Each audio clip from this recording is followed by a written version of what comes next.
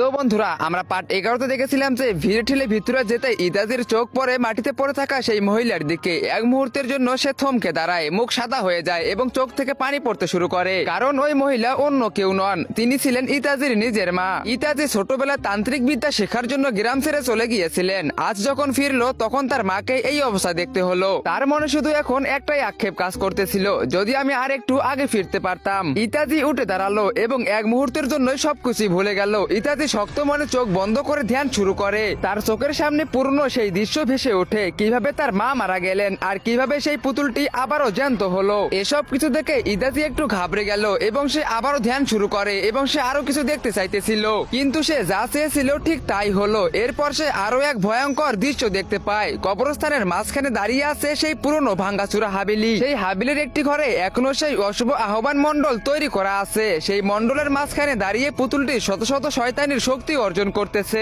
এর থেকেও আরো বেশি ভয়ঙ্কর হলো যে পুতুলটার চারপাশে অশুভ কালো ছায়ারা এখনো নাচানাচি করতেছিল। এইসব দেখে ইতাজি ঘাবড়ে যায়। সে চিৎকার করে গ্রামবাসীদের বলে, এখনো পর্যন্ত যা হয়েছে তা ইতিহাসের একটা পাতা ছিল মাত্র, কিন্তু এবার যা হতে চলেছে তাতে পুরো ইতিহাসই বদলে যাবে। তো বন্ধুরা, শান্তিপুরের ইতিহাস কি সত্যি বদলে যাবে, নাকি ইতাজি বাবা পারবে সেই পুতুলটিকে থামাতে? যদি পরের অংশ দেখতে চাও ভিডিওতে লাইক করে চ্যানেলটিকে সাবস্ক্রাইব করে কমেন্টে কমেন্ট করো। পার্ট 13।